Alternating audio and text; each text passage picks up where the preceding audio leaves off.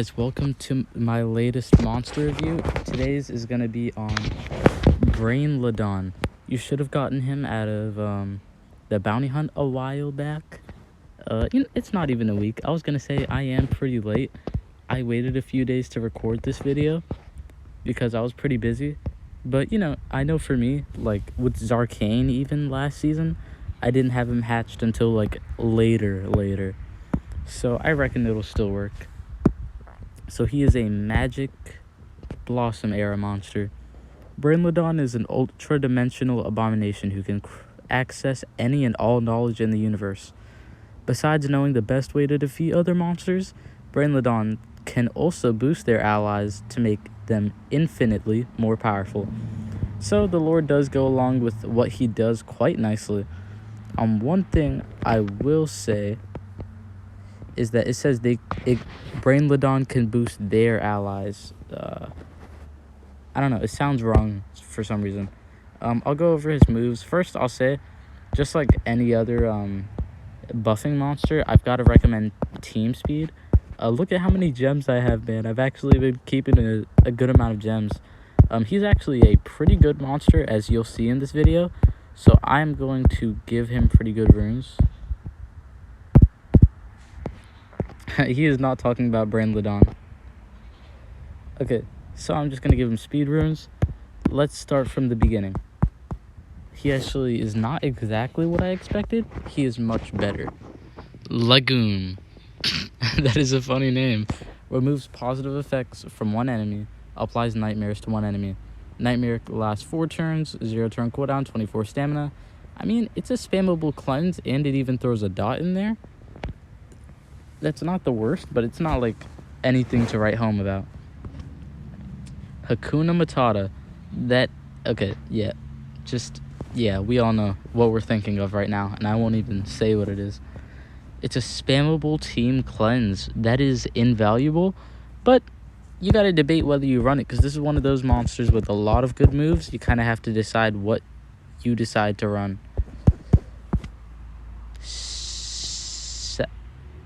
Suade. Yeah. Suade? Okay. Yeah, his moves are all... They all have fun names. But I have, like, I'm bad at pronouncing most of these. Deals moderate magic damage to one enemy. Applies nightmares to one enemy. And removes all negative effects from all allies. So look at that. For a 1-turn cooldown, you can do the same thing. You can do basically these two moves combined for less stamina, or for slightly more than both of them. And 1-turn cooldown, you can do both of these moves combined. So maybe you run it. It's an almost spammable cleanse with a 4-turn dot. I heard Nightmares got buffed, so maybe it's even a good dot. Oh yeah, I've seen Nightmares tear apart my Earth monsters, so maybe you run it. Walden Samkit. Removes all negative status effects from all allies. Applies immunity to possession to all allies. Honestly, you've got an immune to control moves. That immediately makes this move invalid in my eyes.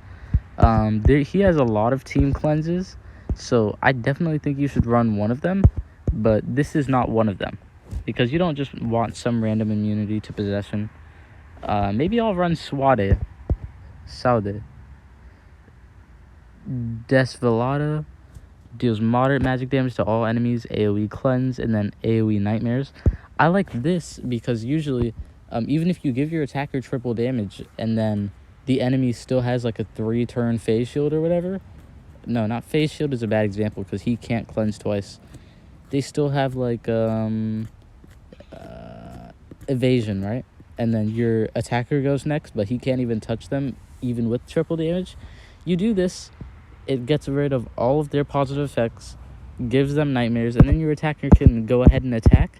And that is really good. The fact that you can buff, you can cleanse, and you can open up your enemies is amazing.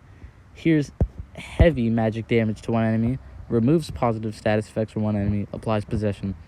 This is a nice move. It's definitely fun, but with all the things this monster is, he is not a partial denier. I feel like if you run this, you'll feel kind of dependent on it, and then you'll forget that possession doesn't always have the chance to land and all that. and you're only removing from 1 for a 2-turn cooldown, when these two have like they have the exact same cooldown and all that.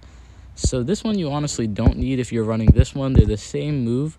So I'm gonna run Sasuare. It's just the combination of the first two. Or no, I'll run Hakuna Matata. First off, it's got just like the best name ever, and it's on a 0-turn cooldown, 30 stamina. So as long as you have the stamina for it, same as Shadownia's, and I use Shadownia. That comes in clutch all the time. Mit-Kliku removes all negative status effects from one enemy and applies triple damage to one ally. This, as we all know, is just a great move because for monsters like those two YouTuber buffer monsters, funny that there's been two, Forge Labs and Darman, they were like really good buffing support monsters, but they couldn't even cleanse before they gave the triple damage. So with Nanovirus, with Galvanus being so popular, and he can do an AoE double cleanse with positive effect block, and then all of the dots maybe killing them anyways, you realize how important cleansing before you buff is, especially if they could even be possessed. There's nothing you can do about it. So this is great that your most powerful move does cleanse, and this is going to be amazing in the bounty hunt, because I can't tell you how many times my Darman buffs like the Phase Rug, and then Phase Rug gets corruption and he kills the whole team. So 2-turn cooldown, 52 stamina, pretty steep on the stamina cost with his best moves, but he's a buffer. You know, you've got to balance it out one way or the other. And then his last one, which I can't even pretend I know how to pronounce, is immunity to control and double damage to all allies. I personally love this. So you probably do this first. So now all of your allies, not only do they have granted it's 2-turn, not 3-turn, immunity to control, so you can't deny them at all, and now they're just stronger.